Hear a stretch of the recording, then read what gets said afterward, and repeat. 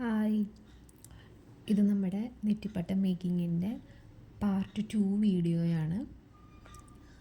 നമ്മൾ മുന്നത്തെ വീഡിയോയിൽ ബോർഡർ ബീഡ്സ് വരെയാണ് ചെയ്ത് നിർത്തിയിട്ടുണ്ടായിരുന്നത്. ഈ വീഡിയോയിൽ നമ്മൾ നോക്കാൻ വേണ്ടി പോകുന്നത് ഫില്ലിംഗ് ബീഡ്സും ചൂരൽപ്പുളിയും എങ്ങനെയാണ് അറേഞ്ച് ചെയ്യുന്നത് എന്നുള്ളതാണ് നോക്കാൻ വേണ്ടി പോണത്. ഫില്ലിംഗ് ബീഡ്സ് ഒട്ടിക്കുമ്പോഴത്തേക്കും അധികം ഗ്യാപ്പ് വരാത്ത രീതിയിൽ ഒട്ടിക്കാൻ വേണ്ടി നോക്കണം.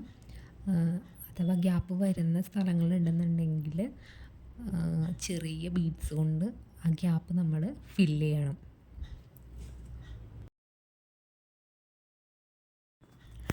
ഈ നെറ്റിപ്പട്ടത്തിൻ്റെ അകത്ത് ലക്ഷ്മി, സരസ്വതി, പാർവതി, ത്രിമൂർത്തികൾക്ക് ചുറ്റിനും നമ്മൾ ചൂരൽപ്പുളി കൊണ്ടാണ് കേട്ടോ ചെയ്യണത്.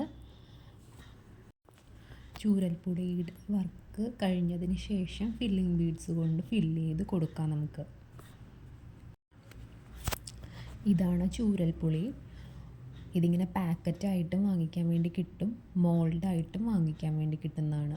മോൾഡാണെന്നുണ്ടെങ്കിൽ ഇത് സെറ്റ് ചെയ്തിട്ടുണ്ടാകും, നമുക്ക് സ്റ്റിക്ക് ചെയ്ത് കൊടുത്താൽ മാത്രം മതി. പക്ഷേ ഇങ്ങനെ സെപ്പറേറ്റ് കിട്ടുമ്പോഴത്തേക്ക് നമ്മൾ ഓരോന്നോരോന്ന് ഒട്ടിച്ചു കൊടുക്കേണ്ടതായിട്ട് വരും. എളുപ്പം എപ്പോഴും മോൾഡ് വാങ്ങിക്കുന്നത് തന്നെയായിരിക്കും. ചൂരൽപ്പുളി നമ്മൾ ഒട്ടിക്കുമ്പോൾ, ത്രിമുഖം ഒട്ടിക്കുമ്പോൾ ചെറിയ ഒരു ബുദ്ധിമുട്ടുണ്ടാകും. അത് നമ്മൾ നോക്കി അതിൻ്റെ വളവ് വരുന്ന ഭാഗത്ത് നോക്കി ഒട്ടിച്ചാൽ മതി. മോൾഡാണെങ്കിൽ ആ പ്രശ്നം ഉണ്ടാവില്ല.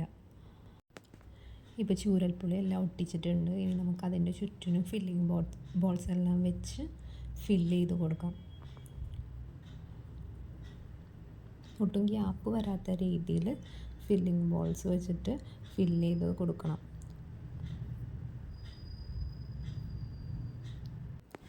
നമ്മൾ ഇത്രയും ഫില്ല് ചെയ്ത് കൊടുത്തിട്ടുണ്ട്.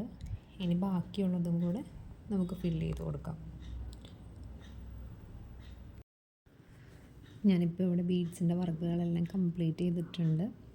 ഈ ചെറിയ ചെറിയ ഗ്യാപ്പുകളുള്ളതെല്ലാം ചെറിയ ബീഡ്സ് കൊണ്ടിട്ട് നമുക്ക് ഫില്ല് ചെയ്ത് കൊടുക്കാം ഏറ്റവും അവസാനം.